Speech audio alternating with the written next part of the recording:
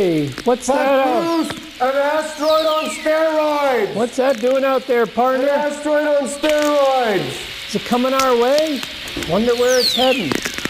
I guess we'll find out. Yes, you will find out. This is Mr. Universe speaking, and I want to let you know that that asteroid on steroids is heading right towards the International Space Station Earth. And this is happening because the nature shield around the International Space Station Earth has weakened to the point where it is actually attracting this asteroid on steroids. Hey, Mr. Universe, that's really bad news.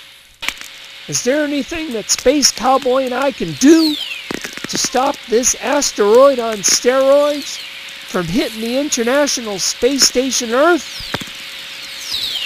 Yes, there is. You can create a television show called The Endeavors of Space Cowboy and beam kids aboard your show, aboard a nature throne I am about to supply to you from the land of ancient Egypt.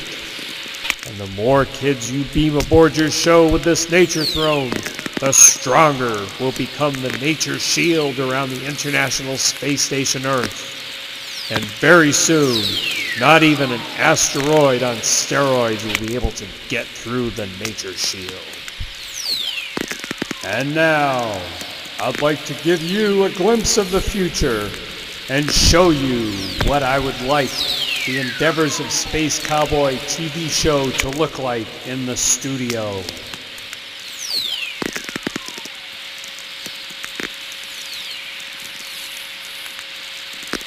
Do you have any questions? If not, then get busy and start building up that nature shield. Yee-haw!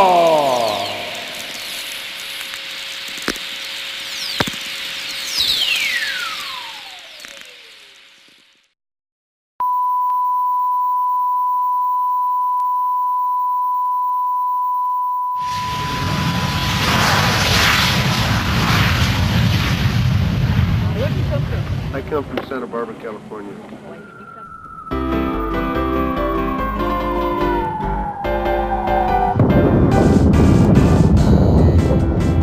Get comfortable now in your rocket seat and come along with us. We're leaving planet Earth right now aboard our rocket bus. Space Cowboy's here, so's his crew from International Space Station Earth. Traveling light years all the time while standing on his turf. Along the journey much to see, collapsing space and time. No dangers here in this dimension, no hate, no death, no crime. We go anywhere we want to go, we think and we are there. Striving for balance in all we do and no need at all for fear. Hello again, this is Mr. Universe speaking. Hey, Buck Boost, here's the nature throne so you and Space Cowboy can beam aboard those special visitors who will save the International Space Station Earth. Wow, this thing really works. It's always fun to beam aboard on the nature throne. I'd sure like to ride it sometime myself. Well, we've got work to do now. We've got to save that International Space Station Earth. And now we'd like to introduce our two special space cowgirls, Bernice and Erica. And let me start out with you, Bernice. How old are you and where do you live? I'm 10 years old and I live in Lompoc. Excellent. And you, Erica, how old are you and where do you live? I'm 10 years old and I live in Lompoc too. Excellent. And thank you so much, ladies, for going the extra mile to be here to get all these people out there, all these fellow space cowboys and space cowgirls out there on the range excited about science. This is wonderful that you're here. So, Bernice, what's your hobbies? What do you like to do out there? I like to play with my friends, go to the park and play like at school and say secrets.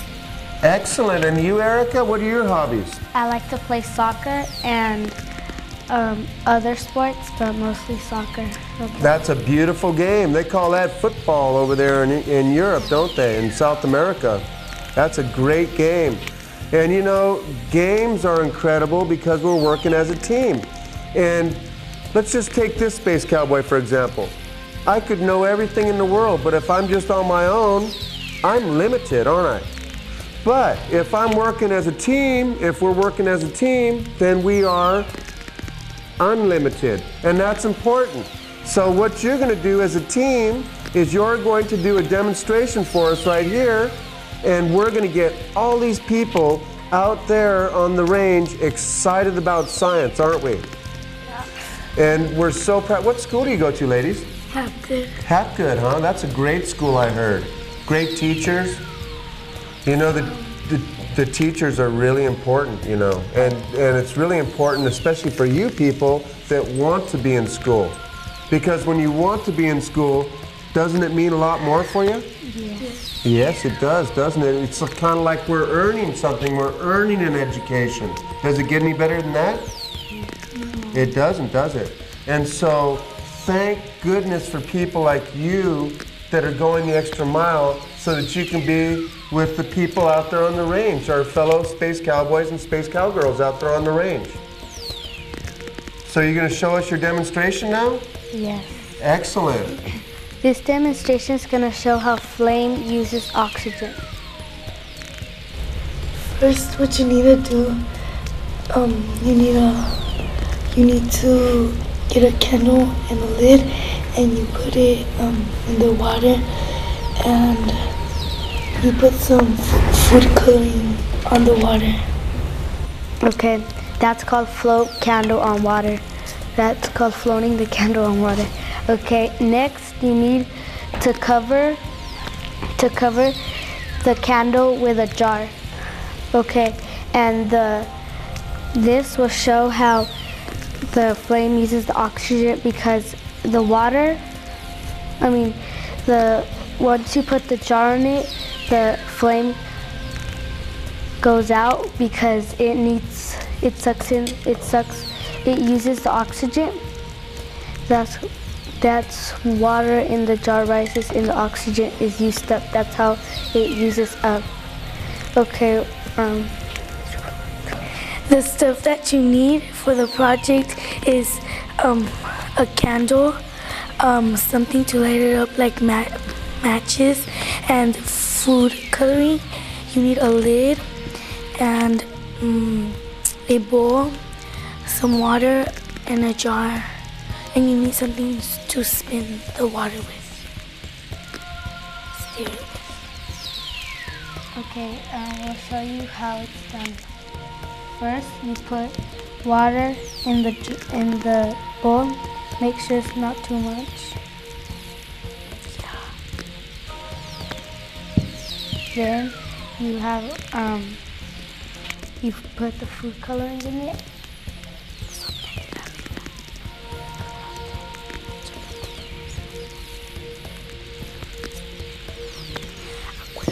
Then spin it.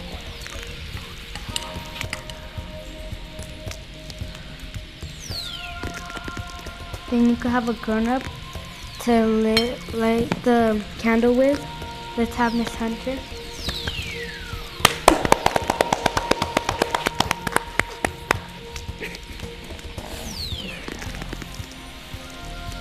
So you got it ready from the beginning, Yeah.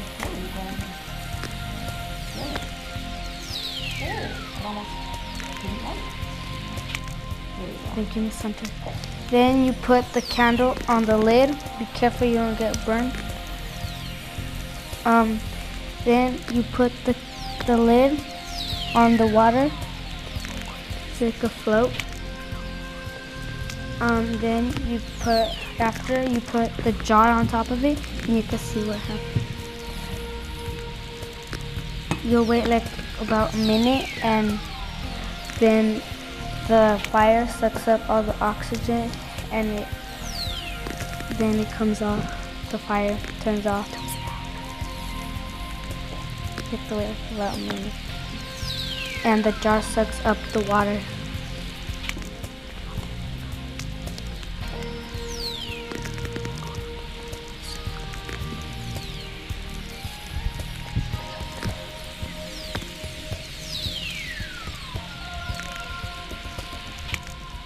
You can see it's getting dimmer. Then you could kind of see the water. The jar sucks up the water and the candle, the lid floats on it. You could see that the jar is like a vacuum and it's sucking all the water in. There's less water in the bowl now that the jar has sucked in all the water. In the bowl, there's no more water in it, almost.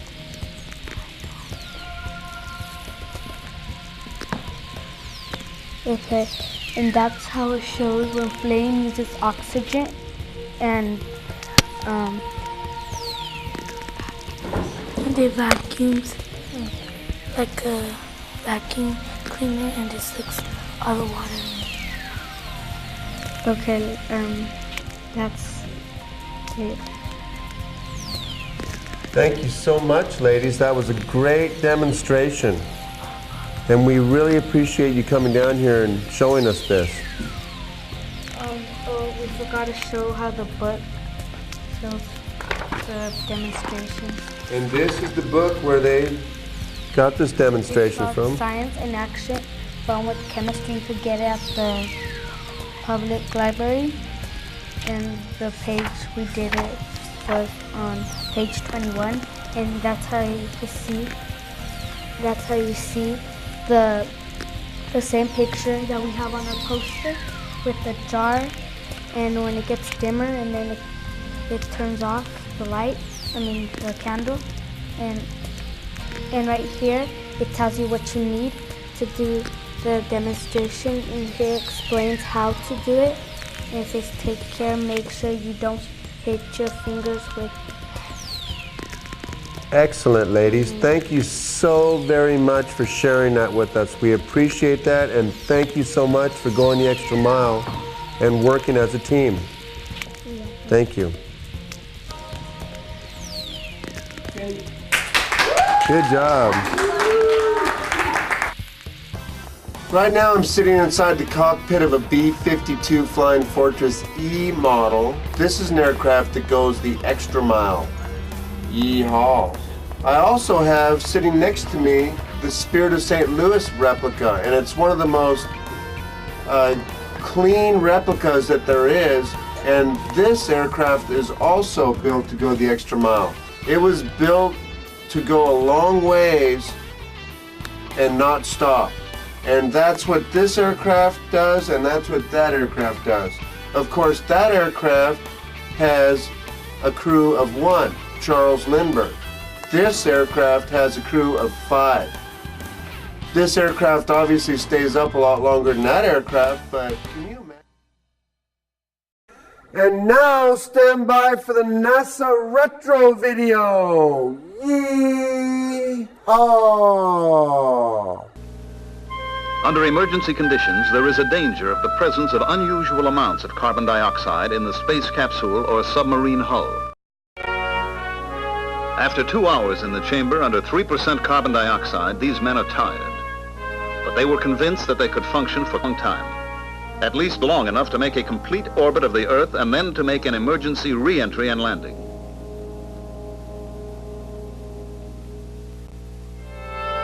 But before a man's life is risked in space, animals will undergo the same operational stresses. The animal research program connected with Project Mercury is an important prerequisite to research with human beings in space.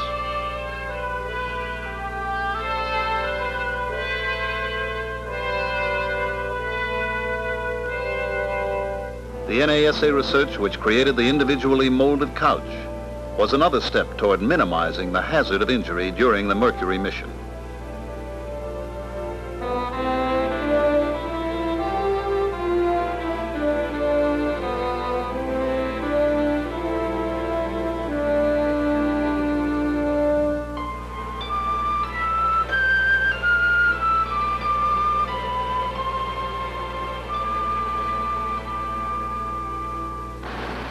This is the same man, John Glenn, sitting in his couch under 14 Gs in the centrifuge at the Naval Aviation Medical Acceleration Laboratory, Johnsville, Pennsylvania.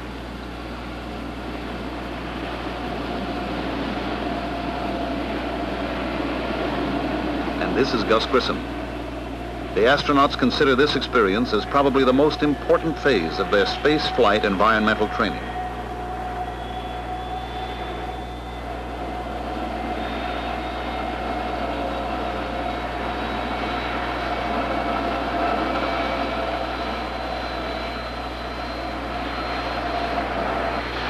Alan Shepard, as he takes the G-load of an emergency abort and landing.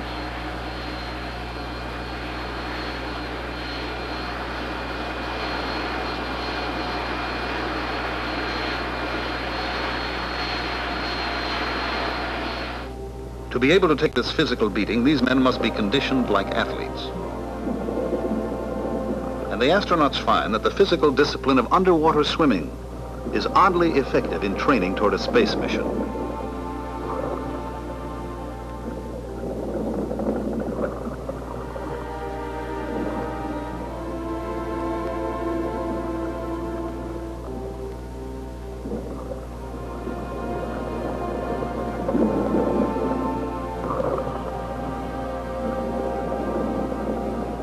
Navy Underwater Demolition Team 21 at Little Creek, Virginia, supervises the instruction of the astronauts. Al Shepard and Wally Schirra have just completed a half-mile swim by compass course to the beach. Underwater swimming, aside from being an excellent physical conditioner, accustoms the astronaut to a forced breathing discipline and closely approximates the condition of weightlessness, which will be encountered in orbital flight.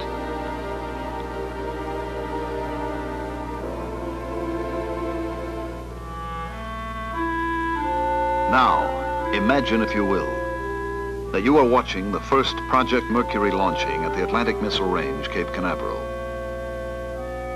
At launch time, the manned capsule with its escape system is thrust into the sky by the 2 booster engines and 1 sustainer engine of the Atlas.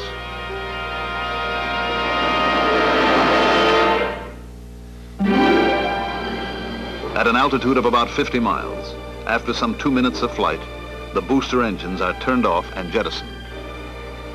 The sustainer engine continues its thrust toward orbital speed as the escape rocket fires, pulling the escape tower free of the capsule.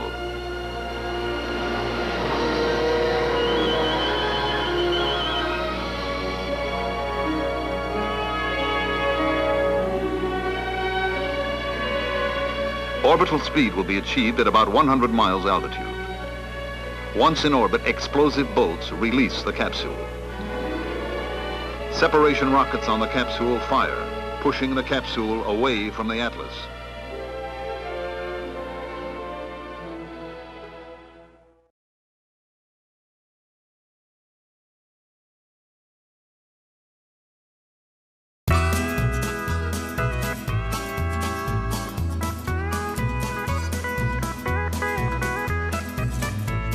Wow, that was a hot ride going through there, Buck Boost. And how many stars did we just ride? You can see them behind us. I think at least 500-600 billion. I'm not quite sure. I lost count after about 1.5 million. Well, each of those galaxies out there's got hundreds of millions of stars in them. Yeah, Buck Boost. I can only count up to 1.5 million on one hand, and then I kind of lose track. Can't you use your feet, partner? Or are they always down the stirrups? They're in the stirrups right now. I'm riding old Proton. Kind of hard to count while you're riding. Proton and I and Stardust and Buck Boost have gone a long, long ways on this range of change. Light years, I'd guess. You bet. And for every year we travel, that's approximately 5.88 trillion miles. But aren't we getting younger as we go through all them light years? Isn't that the way that stuff works? You bet. We're ageless. Is that why we don't get any older? That's why we've achieved the fountain of youth. There's fountains out here. Fountains of fire, partner. Fountains of fire and brimstone. Let's talk about some of these galaxies we could see out here. Well, those are behind us, but it's kind of the same out in front of us. What I see in the front is kind of what I see out in the back. I guess what you're trying to say here, Buck Boost, that a good way to forecast the future is by studying the past. But out here, partner, there's no past, there's no future, there's only distance. It's timeless. It's a timeless ride. There's so much time out here, there's no time. But you know what? The beauty of this human brain that we possess is that it will acclimate, it will adapt, it will adjust to any new environment that we're confronted by. We're constantly in new environments out here. You know, last week I was riding through some new environments, and now the new environments, well, they were new to me, but they're old now. Well, maybe old becomes new and new becomes old. It's getting kind of heavy, partner. You know, in all this riding, I just tried never to think about any of that stuff, because you start thinking about it and can't comprehend it. Well, fortunately for a fellow like me, I'm an American of alien descent. That means that I run a vital-free environment. What's an alien? Aren't we all aliens out here, partner? Well, actually, the way I see it, I have so many different breeds in me, I should have a brown retina and a green retina. Wonder where those retinas come from. I guess my ancestors. Oh, they all just kind of get passed down, That's you know? That's right. On that range of infinite change. But your ancestors used to drive sheep across the universe, partner? We did. Renewable resource. Renewable resource. We were already online with a renewable resource back in the old days when there weren't any automobiles or aircraft. Or a spacecraft? Or well, we don't know. Or horsecraft? There were horsecraft. We're on horsecraft now, you know, this is the oldest, newest technology that they ever got going. Yep. And this is the most reliable too. And you know one good thing, partner? You don't have to be worried about getting thrown off the horse out here. That's right, because we're just falling down and around. Everywhere we go, it's kind of like, that's what I like about this environment, partner. You can't fall off, you can't get old, and I get hungry sometimes, but I think as you were mentioning sometime when we rode before, you just kind of scoop up them hydrogen atoms, and that kind of keeps you going, huh? It's just like watching the sun come up. Look at all those suns out there, partner. Billions of suns. Endless.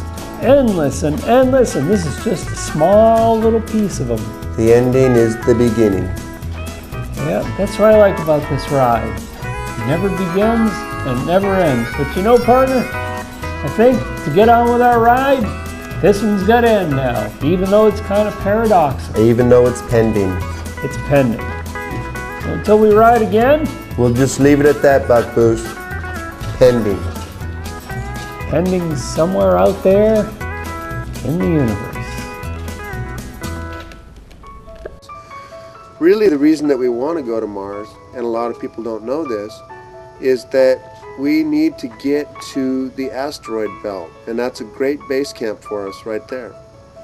And what we can do, there's out of 20 to 22,000 asteroids out there between Mars and Jupiter, there's 16 asteroids that would work perfectly as spacecraft. And we all know that when we live inside an asteroid, we are protected from all the radiation out there that could damage us. So what we simply do, it's not going to be a simple thing, but once we get on Mars, it'll be a lot easier. We go into these asteroids and we initially mine the asteroids. And we build everything that we need to build from all the materials in these asteroids. And then what we do is we live inside the asteroid and we sail, we attach a mass driver to the asteroid. Let's take our sun, for example, a star, which is a fancy name for a fusion reactor. And we can drive the asteroid out of its delta V, which is what keeps it in its gravitational orbit around Mars. in between Mars and Jupiter. And we can drive that asteroid approximately, theoretical, 9/10 the speed of light, which is 167,000 miles per second. And sure, that's not that fast, but it's a little bit faster than what we're doing now. And this won't happen for many, many years. I believe we'll be on Mars in 100 years. Although I look at every uninhibited mind I come in contact with and I challenge that mind to prove me wrong. I hope we get there a lot sooner. Hey, this is Buck Boost here again. Sure looks like our special guests enjoyed being on the Endeavors Space Cowboy show today. And if you'd like to be on future show, give old Space Cowboy a call at the Endeavor Center. Area code 805-734-1747. Figure out your special mission as we reach beyond the stars. Imagination will take you there as your vision soars with ours. Many dimensions traveled today, our journey goes on forever. Horizons joined across the miles, imagination is our tether. Space Cowboy's been there long before, he lives beyond the stars. Breakfast on Pluto, lunch on Mars, no distance is too far. You can always come along as we travel past the sun. But always, always keep in mind, Space Cowboy is not for everyone. Oh! We are Americans and we are responsible. Yeehaw! Yeehaw! Right.